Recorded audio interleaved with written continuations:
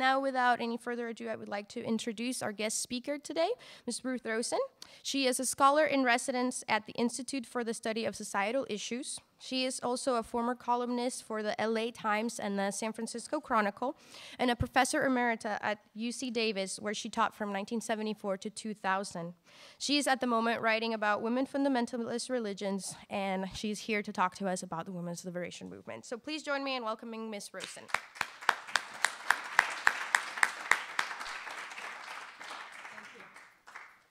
Well, hi, everyone. A few years ago, I taught for 6 years after I worked at the Chronicle at Berkeley. And one day I went into a very huge hall, Dwinell. And I sat in the back because I wanted to see a colleague of mine's lecture. And I sat back there, where you people are, and I noticed that as far as my eye could see, everyone was texting someone, or looking at their email, or checking out the sports, or checking out the weather, or buying cosmetics online. And I was so shocked because I'd never sat in the back of a big lecture hall in all these years of being a professor, which is like 35 years. So those of you who have absolutely no desire to be here, please take my permission to leave. I had never seen quite so much electronic, not that I don't use my own iPhone, but I had never seen so many people so involved in electronic gadgets. So if you don't want to be here, please feel free to leave. But I really am glad that you are here. And the first thing I want to say is that one of the things that's so surprising about what the women's movement really achieved was that it discovered things and excavated things that most of us just never heard of. For example, we didn't know about the 1912 strike in Lawrence, Massachusetts. We didn't know the song Bread and Roses, which now is a very well-known song. We didn't even know about International Women's Day, which began as a socialist celebration for women's rights, and then gradually was rediscovered in the 70s by Berkeley women's liberationists who decided to get dressed up in 19th century clothing and march through the streets of Shattuck and Martin Luther King and Oxford in these bizarre costumes and celebrate March 8th, International Women's Day. Nor did we know that at that point people would expand it and that a group of women in Santa Rosa would decide, having gone to a seminar in Poughkeepsie, New York at Sarah Lawrence, that this should be more than a day, it should be a week. And then guess what? Give women a week, guess what they ask for? A month. And so suddenly we had Women's History Month. And if there's anything that's worthwhile talking about, it seems to me, in discussing during this month of Women's History Month, it's what did we learn? How did our lives as men and women change? We were blindsided. We were really blindsided, all of us, completely. Our lives were upended. It wasn't easy. It's been hard.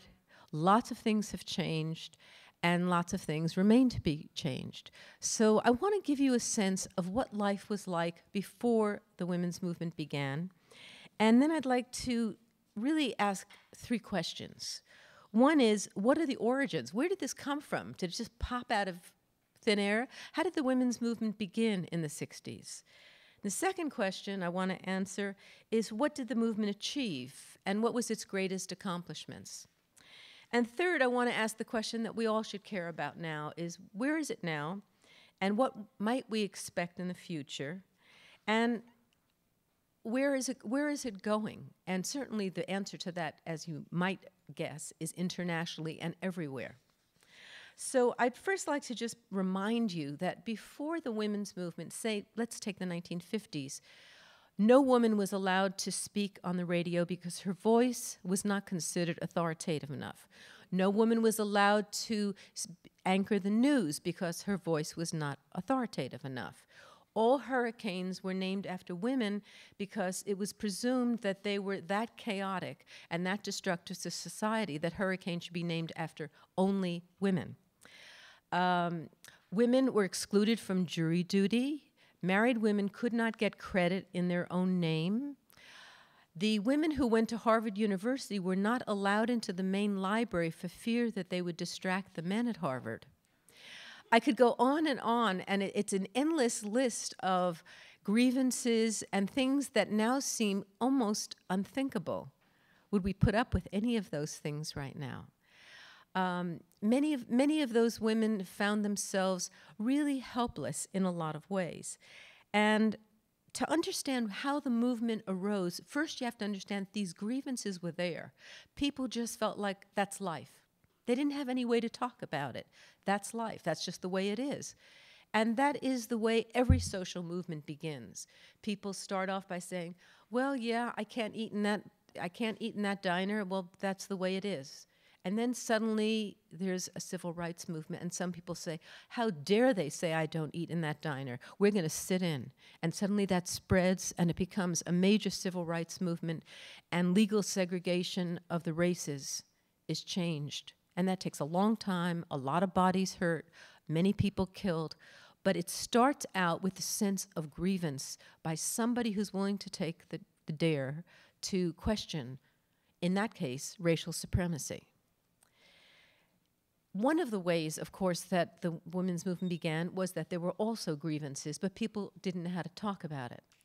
The three constituencies, in a way, made up what would become the women's movement. The first are working women. That included almost all minority women. It included a lot of poor white women. And those women were working in the 50s. And despite the myth that women were all at home, that's not the case. Lots of women, after World War II, after they had entered defense factory jobs, after they had, in fact, earned money and learned what kind of independent freedom they gained from that, and the fact that most poor women needed jobs, they were working. What changed in the 1950s is that middle-class white women began to join those minority women as secretaries and in the whole corporate structure that began to grow in the 1950s. So here you have one constituency of women who are discriminated against, they're not retained, they're the first to be let go, they're not promoted, they're not given equal pay with equal men, they're preyed upon by their bosses, and yet they don't have any language to talk about this. It's enough that they're working, and many of their neighbors say, she's not a very good mother, she goes out to work. Well, so they didn't really feel they had the right to complain about their working conditions and the complete discrimination they faced in terms of their pay and their promotion. Now here's another constituency. There were, in fact, a lot of middle-class women, mostly white, who were at home. And it was this group of women that in 1963, Betty Friedan published a book called The Feminine Mystique that she wrote about. She wrote about women who, in fact, who had been privileged, who were white, who were middle class, had gone to college, and now had gone home to isolated suburbs where they seemed to be going mad. And there were a lot of novels and articles in magazines about the crazy housewife, about the mad housewife. And there were films about that. So that's a second constituency. And what Betty Friedan said is that those women really needed to get out of the house and not live exclusively through the lives of their children and their husbands. She didn't say people shouldn't get married. She didn't say people shouldn't have children. She just simply said that those women, they were educated and now they were blocked from entering any kind of professions or any kind of jobs. And that moreover, their lives felt rather parasitic. They were supposed to live primarily through the lives of the men that they married and the children that they bore. And it got boring. They did do a lot of things. In the suburbs, they created the churches, they created the synagogues, they created the libraries, they created a lot of preschools. It's not like they didn't do anything. But they did, in fact, feel inadequate. They felt like their education had been useless. They weren't using it. And so that's a second constituency. Where's the third constituency? Well, in the third constituency are the young women who were part of the civil rights movement and the anti-war movement. So they were a generation younger.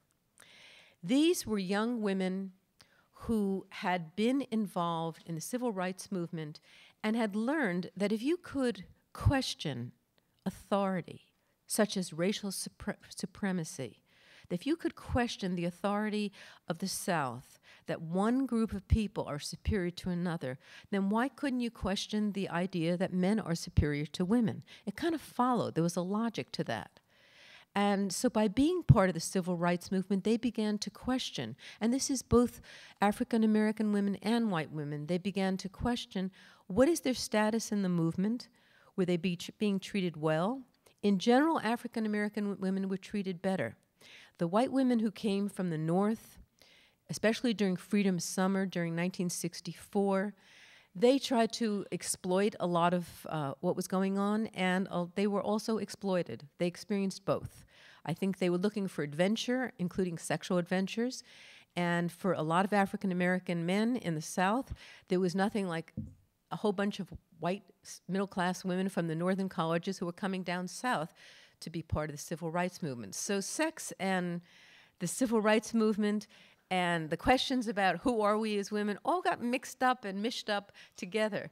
And so memos began to come out of the movement, mostly written by white women who said, you know, just what is our status in this movement? We're told to mimeograph, we're told to make the coffee, we're told that we can't go out and try to get people to vote, which actually was dangerous and made sense. White women walking around streets in the South, in Mississippi, alone or even with another person, it was pretty dangerous. So they were kept usually in these halfway houses doing the domestic chores. Well, think about it. How many young women want to go to the South to essentially replicate housewife duties? So they were really irritated by this, and they began to write memos about this.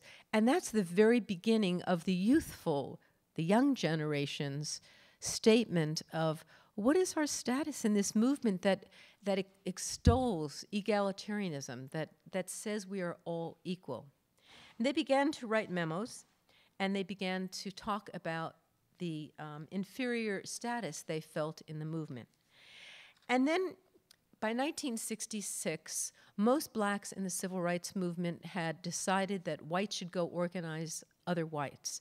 So they were out of the civil rights movement, but they were part of the anti-war movement.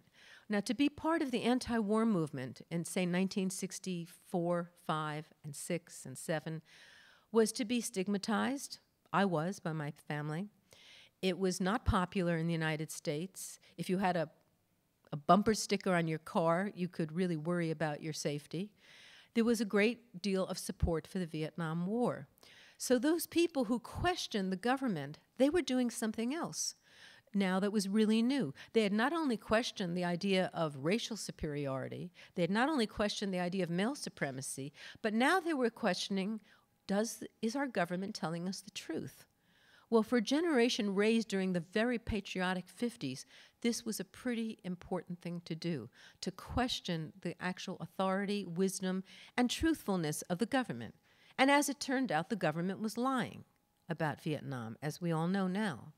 And many of the things that they said were not true, but the people in the anti-war movement were reading different things by different authors, and they knew that much of what the government was saying was a lie. So take all those three constituencies: working women who have no way of describing what they're experiencing, housewives who are taking all kinds of pills to calm them down, but they don't know how to really describe what they're feeling. And then you have young women who are increasingly not wanting to live the life of their mother. And one of the things that fascinated me is that I would interview women and they would say, well, I just didn't want to be like my mother. And I'd say, well, what did your mother do? Oh, she worked in a factory making silk flowers. I said, well, she wasn't living a housewife life. Why were you so determined not to become a housewife? That tells you a lot about the cultural power of the feminine mystique, because it wasn't necessarily everyone rebelling against their mother. It was against a whole decade's power that said the ideal woman lives at home, and the feminine mystique, the definition of it was you live exclusively through the lives of your family, through your husband and your children. Well, you have three constituencies now. How did they get motivated? Well, The first constituency, the working class constituency, those women who are working, they don't immediately organize. They organize later. But there are people who organize on their behalf. And those are women who, and this is really an odd thing, an odd fact of history, but John F. Kennedy, when he became president, decided that so many women had worked so hard for him and created all sorts of coffee clutches to get women to vote for him, that he would create a status on the Commission of Women. Well, that's always a mistake. You bring a lot of women, and he brought women from all different backgrounds, every minority group, every class group together. And the first thing women do when you bring all those women together is they start talking about no matter whether they're a lawyer or whether they're a waitress, they are discriminated against. And so those women collected this data. Eleanor Roosevelt was made the chair. And by 1963, she gave the report to Kennedy. And basically she said women are basically not treated very well, discriminated against, but she didn't say they should do anything about it. But they had all this data. Now, what happened then is every state created a status on the Commission of Women. They started collecting data all over the country.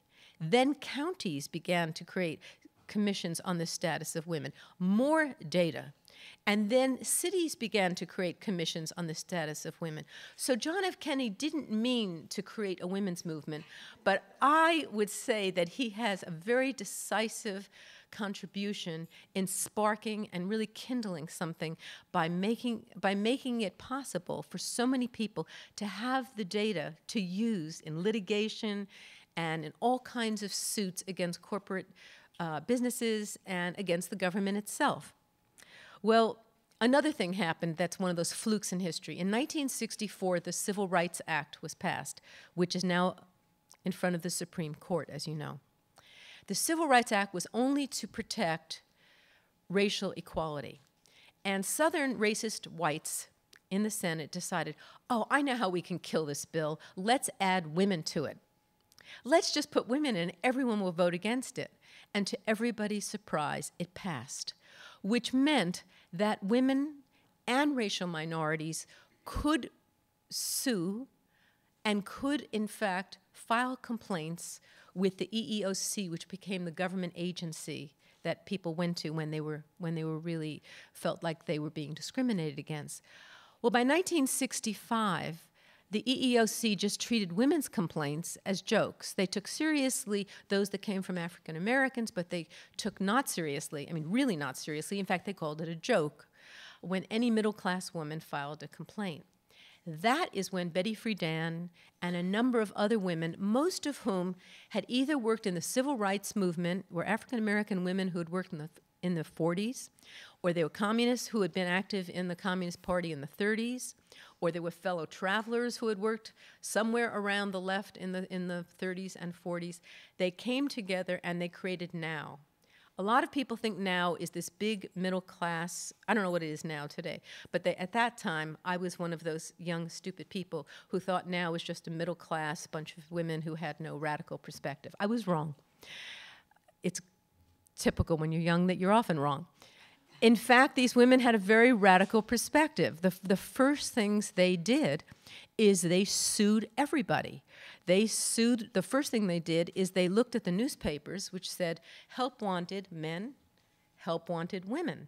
That meant a man who wanted to become a nurse couldn't do that, and a woman who wanted to become a welder couldn't do that, and a man who wanted to work as something that was an elementary school teacher, if it wasn't advertised under men, he couldn't do that.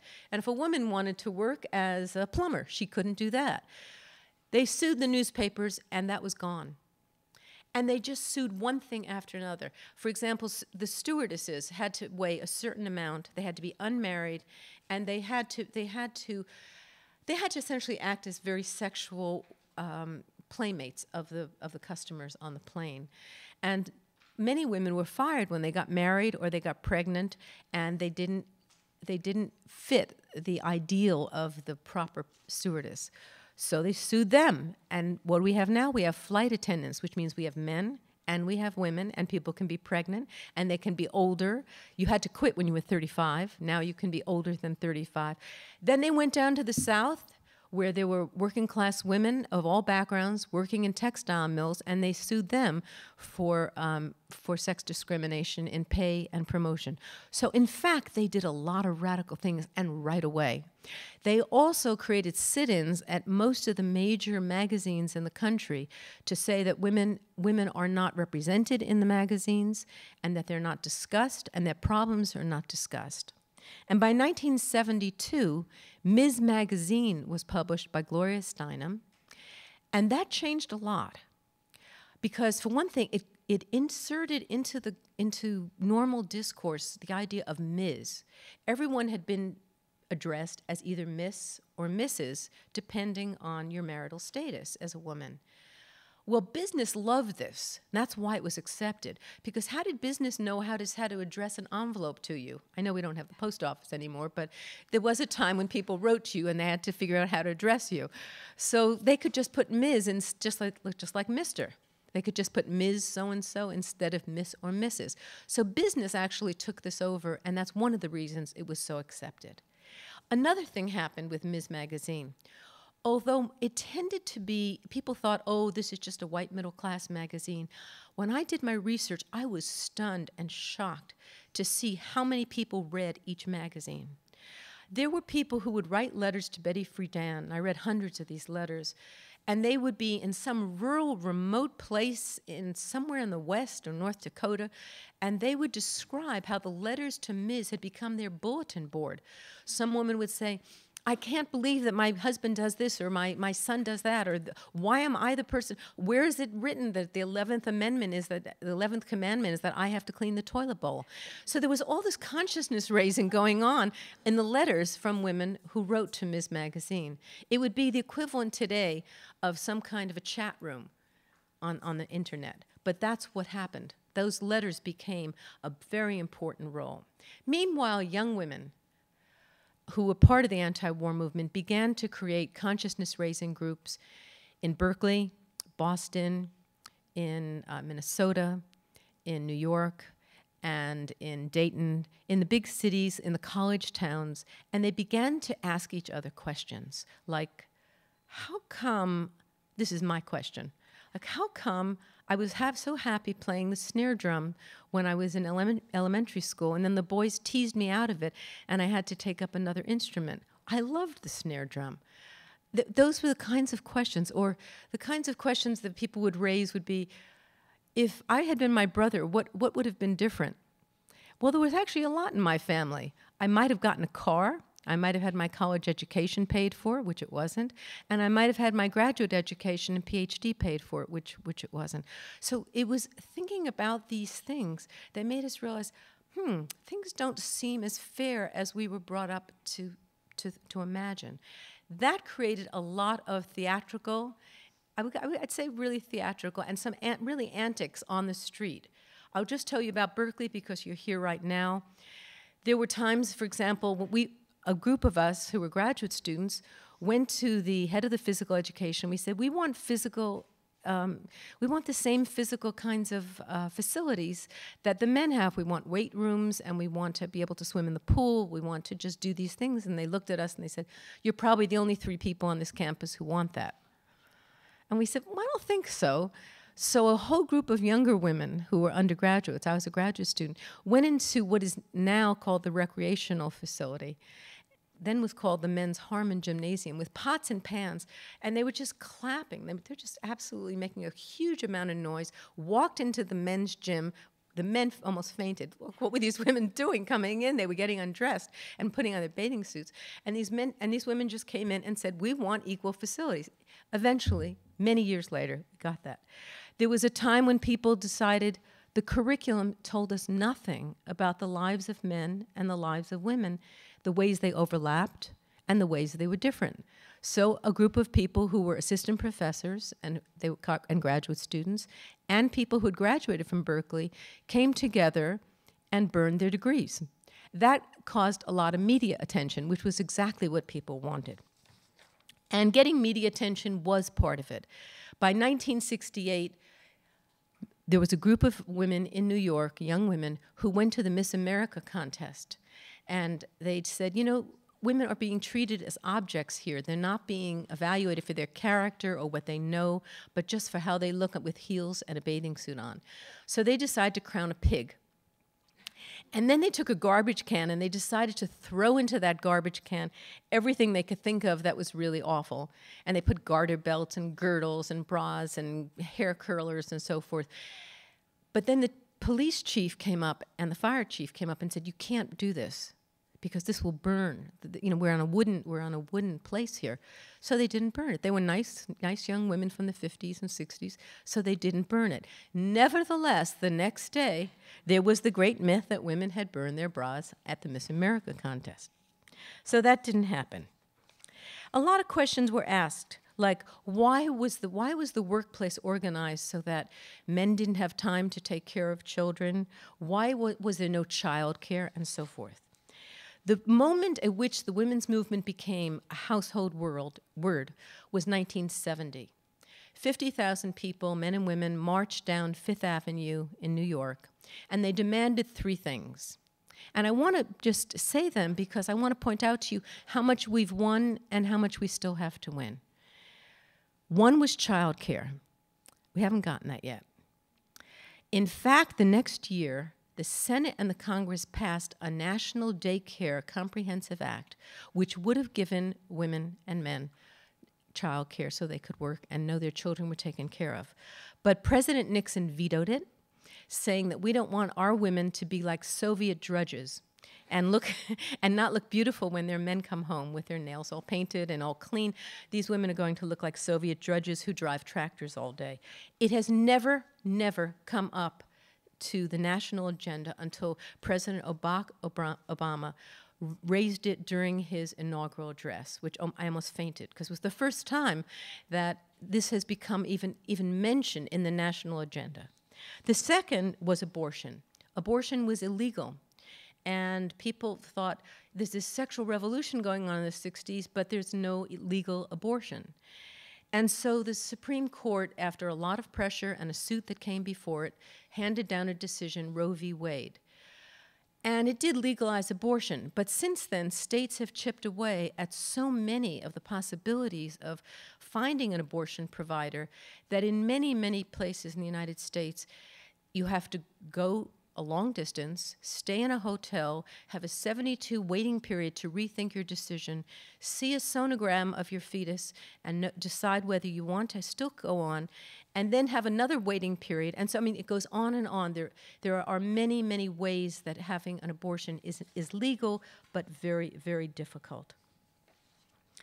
The real backlash happened in 1980, and I think I want to tell you why. Because during the 1970s, what happened is the women's movement began to name things.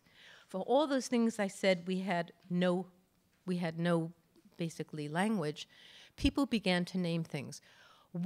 How did you describe when some male boss said basically you have to sleep with me unless you want to get fired? What do you do with that? Well, finally, someone wrote in 1977 a book called Sexual Harassment. The words didn't exist before then. It became illegal in 1991 as an administrative order. But it took Anita Hill accusing Clarence Thomas for that to happen, for a lot of women to remember that something like that had happened to them in the past, but they didn't know how to think about it, and they had blamed themselves.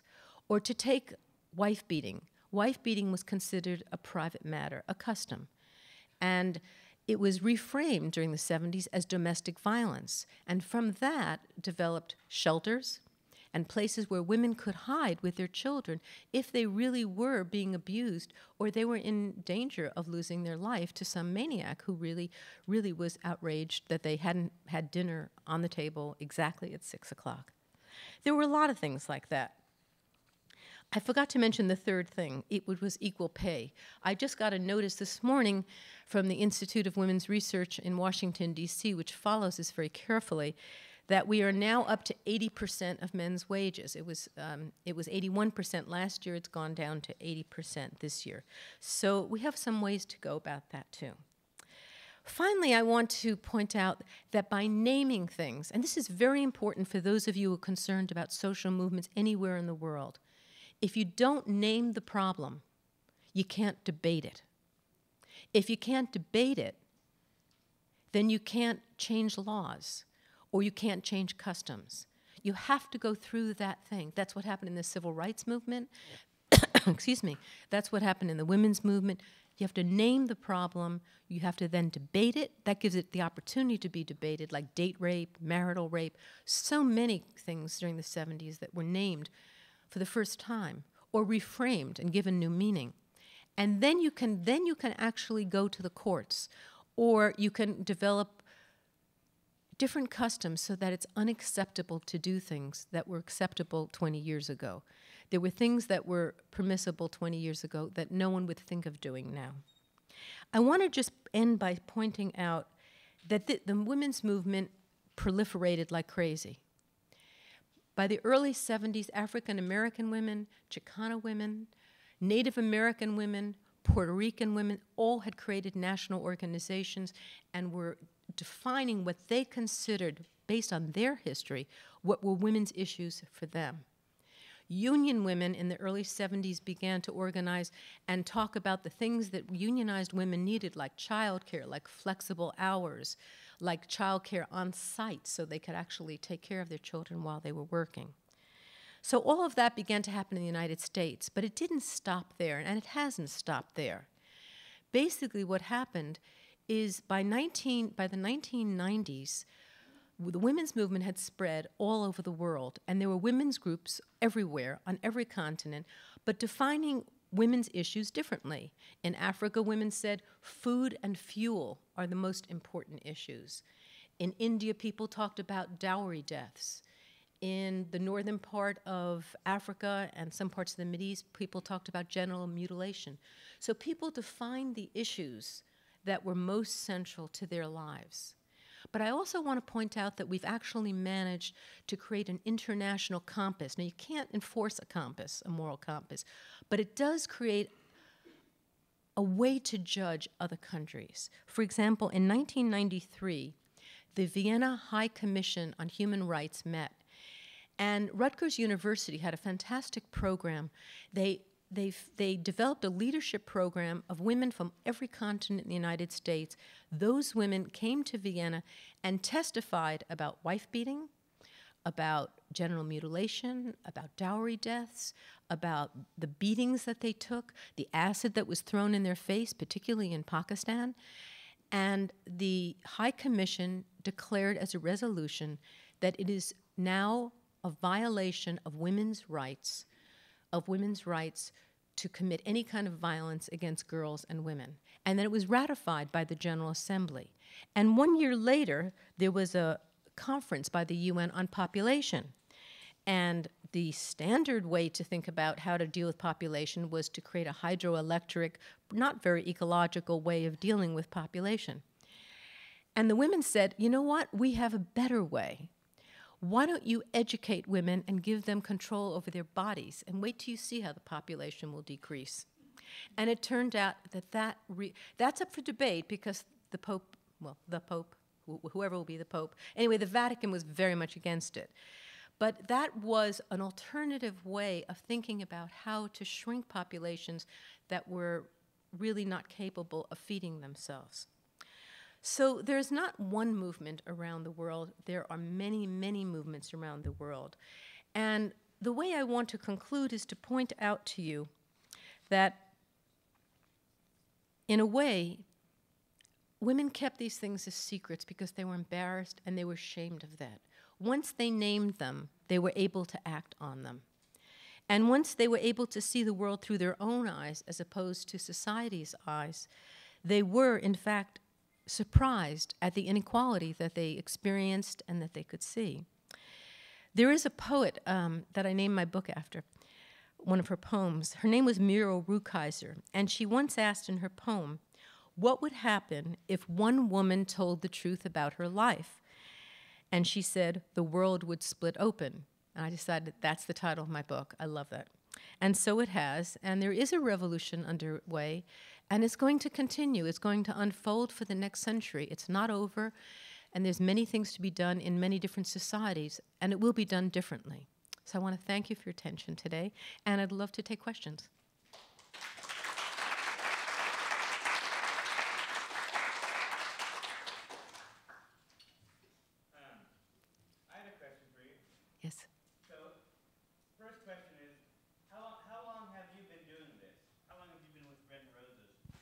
I haven't been with Bread and Roses. I started teaching women's history in 1970 at Berkeley. Bread and Roses is an organization that I haven't been a part of. Bread and Roses represents a long tradition of working women, which began, as was said at the beginning, during the strike of both men and women at Lawrence, Massachusetts, for better working conditions and better pay. Okay. I have the mic if other people have a question. Yeah. Can you talk a little bit about the level of violence that's taking place, that's current in the U.S. against women? I was reading about how the greatest cause of death for pregnant women is being murdered by their partners. I've read that too. I think there's more violence. I don't know how to answer it specifically. I think there is so much more violence than you and I would ever imagine. I think most of it is beating. Sometimes it's beating pregnant women. Sometimes it's just smacking women around. Sometimes it's just what was considered perfectly appropriate in the days of my parents, which my father didn't beat my mother, but that kind of beating of wives. Sometimes it's the violence of strangers who are just angry. They're people who are just angry, and they hit them rather than shoot them, thank goodness. I don't know how to answer, but I think there's so much violence that it shocks me after all this time that there is so much. But I don't have the statistics. I know that there's a lot of violence against girls and women, and much too much. Yes. Okay. So I'm curious about that legislation and people for childcare. I had no idea that it passed the Senate and the House, and that Nixon vetoed it. I skimmed the Motherhood Manifesto, like a book that came out about 10 years ago. Right. That was excellent, but so do you think that there's good possibility that we could push forward with childcare? I mean, I know it's how things went with the Affordable Care Act. Right. It's unlikely, but I think when younger people ask me, what do you care about the most? What do you think is the most important thing we should push for as young women? I think it's childcare, because I see young women, I see my daughter, I see all the young working women who are struggling so hard to find the individual solution to childcare as opposed to some collective societal solution to childcare. We failed.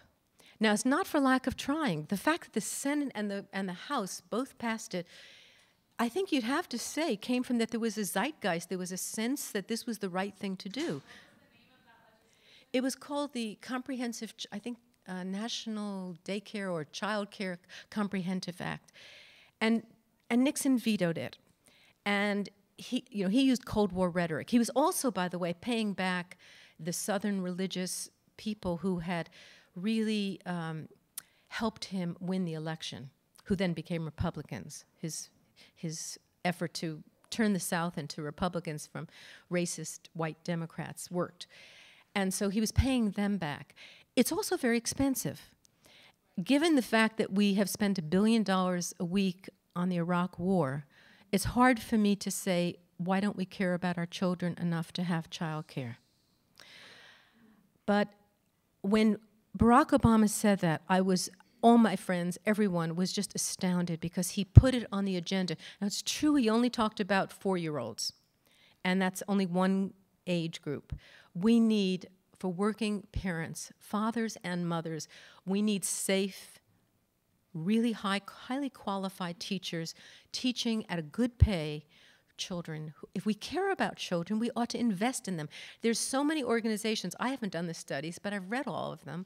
There's so many studies that show that the first 5 years of any child's life makes all the difference in his or her life, whether they'll go to jail, whether they'll go on to have higher education, whether they'll do well in high school. It's so important, and yet we ignore it. And so what happens? Grandparents, which I now am with many, step in, relatives step in, but it's all fragmented. Anyone gets a cold, everything falls apart. So we don't have what Western Europe has. which is, first of all, very long paternity leaves and long maternity leaves. And then, as in France, they have child care centers for children when they are 1 year old and 2 years old and 3 years old. And that's true in Sweden and all of the Scandinavian countries. So we are actually out of sorts compared to Western Europe and Northern Europe. We are the only society that assumes, and it's very American, for those of you who have studied American history, it's very American to think of find an individual solution as opposed to a collective solution. Partly that's a result of the very strong anti-communist long period of fearing a centralized government that would be a command and control economy and would interfere in our lives. Well, I think sometimes the government does interfere too much, but on the wrong things. I would like them to interfere on child care. I thought President Obama's suggestion, which is very expensive, I saw how people responded to it on Talk Hate Radio and Fox News, and they said, what is he thinking? I mean, they just couldn't even believe he was talking about 1 year, forget about really child care. So we have our babysitting situations that are fragmented, not cohesive. The rich do well. They have a nanny. They have an au pair. They live in their house. They're taken care of. Middle-class people maybe have people come in some part of the day. They can afford that. The vast majority of us have relatives, maybe a few hours of babysitting, and we try to patch together what's an incoherent, not necessarily highly educational situation for growing children. That's wrong, in my view. And I'm not optimistic, given the atmosphere in this country. I'm not optimistic, but if I were young, this would be the issue that I would take up. Yes?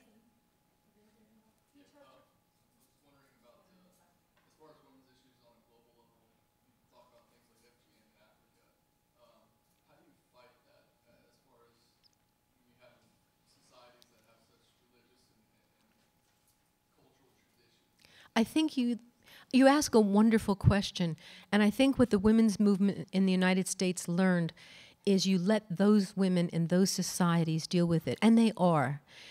What they have to do is a very difficult thing. They have to reframe a custom as a crime.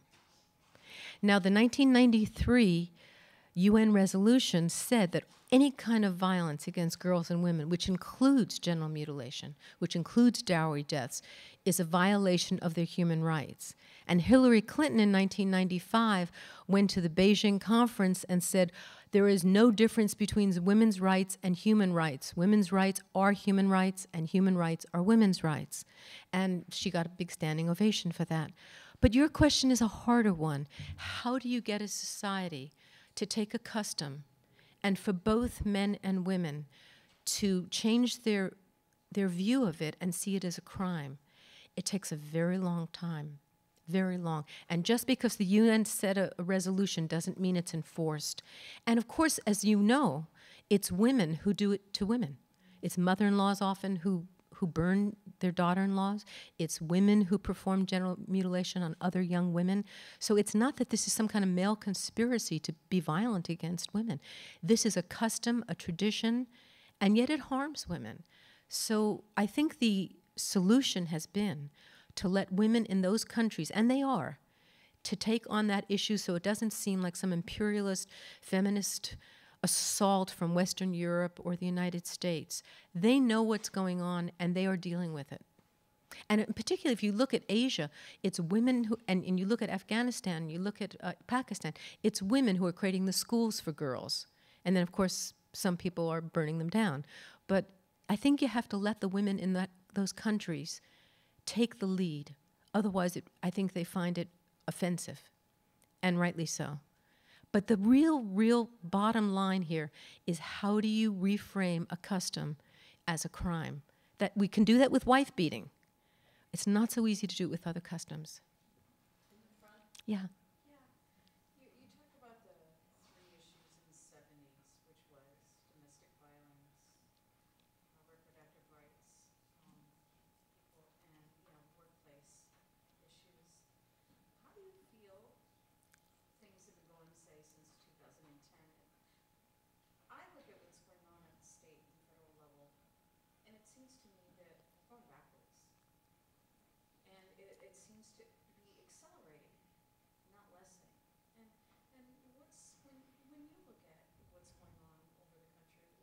I see a big backlash.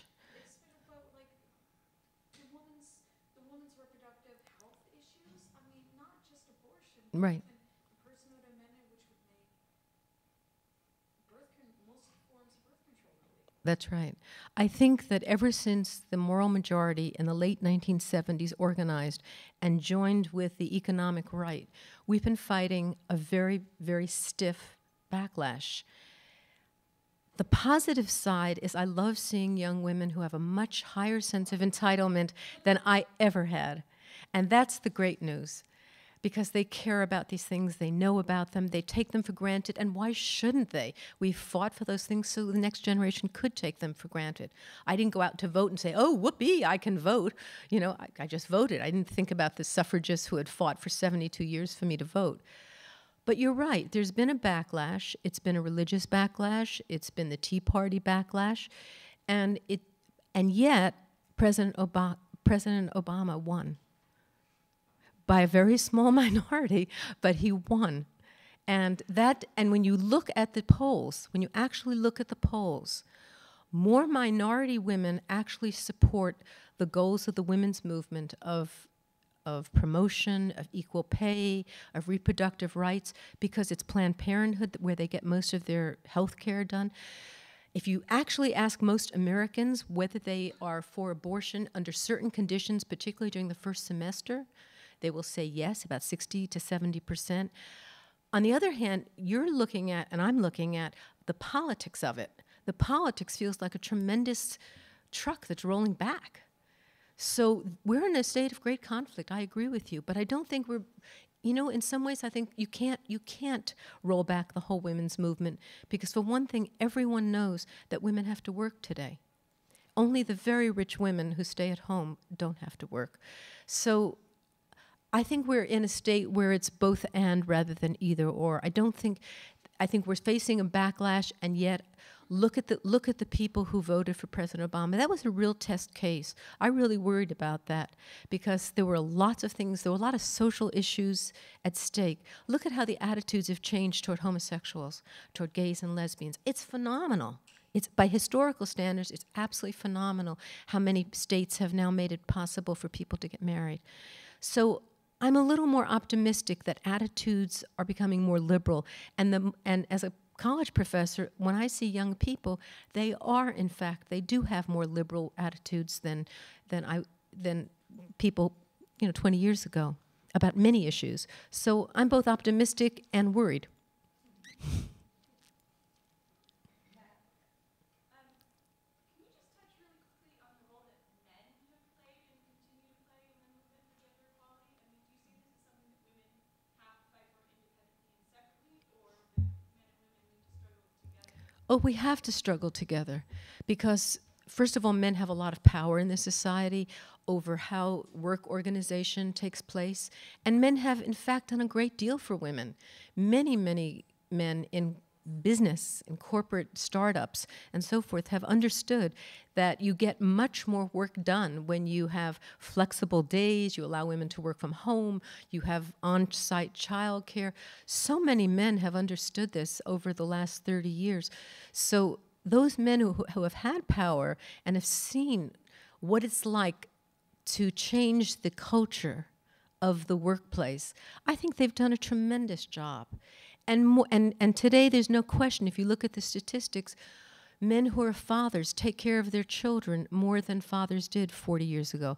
They do a little bit less, they do more housework, but not as much as maybe you'd like, but they do a lot more fathering than they did 20 years ago. So I think men have, of course men are part of this. Women can't do this alone.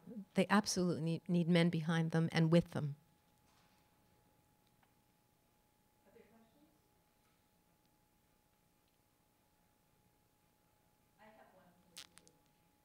Given the problems today with global warming and climate change, it seems that the timetable that we certainly operated on in the 60s and the 70s is very different.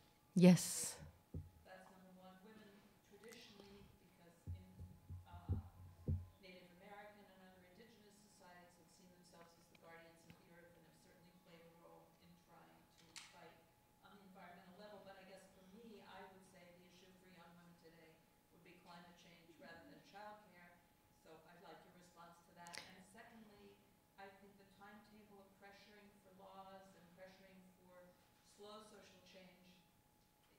seems hard to imagine, and aren't we at the point where we really have to think about getting rid of capitalism? Well,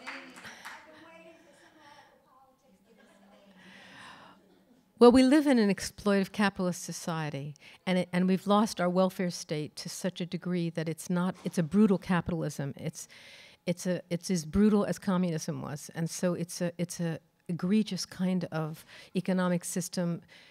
The gulf between the wealthy and the poor is so extreme and so horrible that I totally agree with you. We have to change it. The middle class, which actually created a decent kind of capitalism in the 50s, where there was at least a breath of people where a man could work at a good job and actually afford to pay for his children and for his house, it's become impossible.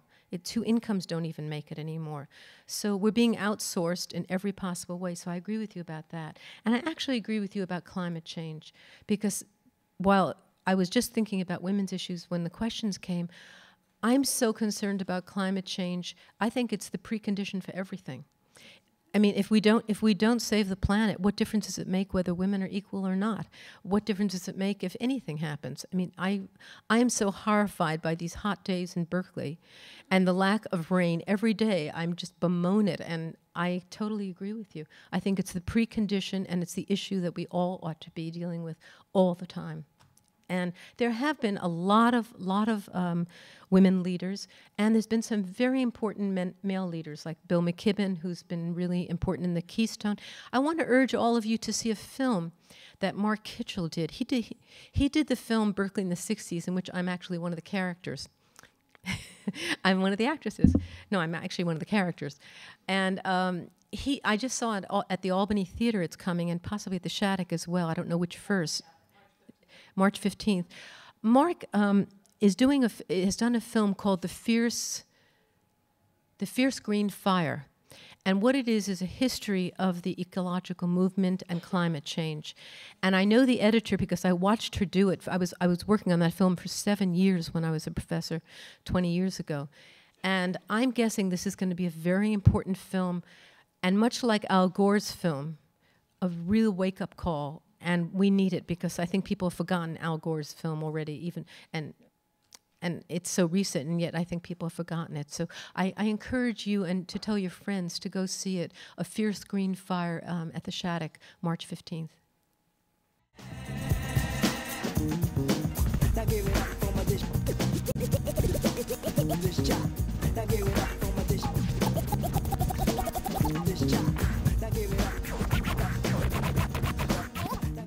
I know that we have a diverse background of people who know a lot about biology and people who maybe don't have as strong a background, maybe come from other walks of life. And so please bear with me for a minute or two while I provide you a bit of an introduction into what a cell is initially, so that we're all on the same page. So when I start talking about stem cells, everybody can start raising their hands and asking questions about those cells in particular. So a cell we can define as a fundamental unit of life. And the majority of cells on Earth are simply a single cell, such as a bacterium or a yeast cell, a fungus, for example. And these cells are made up of a number of building blocks, DNA, proteins, RNA, fats or lipids, metabolites. And every once in a while, about 10 to the 13th or 10 to the 14th of them will get together and make up a human being. So this is the number of cells inside of every one of us. So in addition, these cells serve a number of different functions, and not every single cell in our body is obviously identical.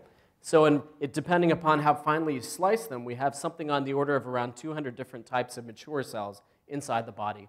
And these can range from skin cells, cells that line the stomach, liver cells, or neurons, for example, shown over here. And furthermore, there are a number of ways that cells can begin to misfunction in disease or injury. And when a particular type of cell all of a sudden begins to die, these types of diseases occur. And these are serious healthcare problems within the United States. Just to provide you with a few numbers, there are around 4 million patients with Alzheimer's disease right now, 1.5 million with Parkinson's disease, 3 to 4 million with stroke. And I'd like to actually ask, if everybody who knows somebody who has Parkinson's disease, can you raise your hand? Keep your hand up. Alzheimer's disease and stroke. So as you can see, just even looking around the room, these are major issues that face our country right now, and there are currently no cures for any of these diseases. They're simply palliative treatments or symptoms, treatments that really address the symptom rather than the underlying disease. And furthermore, in each one of these types of diseases, large populations of cells are actually lost. So for example, if you lose a population of cells in your brain called a cortical neuron, you end up developing symptoms of Alzheimer's disease. If you lose a population of cells called dopaminergic neurons within a region of the brain, you end up suffering from the symptoms of Parkinson's disease. And by the time somebody goes to the clinic and begins to present with Parkinsonian symptoms, they've typically lost 80% of these cells already. So in many cases, it's not enough to simply halt the progression of the disease. You actually need to develop ways to replace the cells that have been lost. So that's where a stem cell comes in. So if you start out with a fertilized egg, a zygote, this divides in 2 to the nth fashion, 2, 4, 8, 16, 32, until you end up with a small ball of cells, a very early stage embryo that has around 64 cells. And this early stage embryo has 2 major cell types, extra-embryonic cells that will form the placenta, for example, and the so-called inner cell mass. So the in vitro fertilization process began about 33 years ago or so. The first IVF baby is around 33 years old. And when somebody conducts IVF, they typically harvest around 8 embryos or so, or generate around 8 embryos. And they typically freeze down maybe 6 or 5 of them, and then implant around 2 to 3. And that's one of the reasons why often in vitro fertilization results in twins or triplets. But what that means is that there are around 5 embryos that are frozen down for every time there's an attempt at doing an IVF. And if you add that up over around 30 years or so, there are around 400,000 frozen embryos across the country right now. A lot of the parents who tried to have kids 33 years ago are now well into their 60s. They're done with the embryos. They don't actually need them. So some of them have actually donated these embryos to science. And if you actually isolate this inner cell mass, you can generate an embryonic stem cell. And this cell is known as a pluripotent cell, meaning it has the ability to generate every single cell type within the adult body.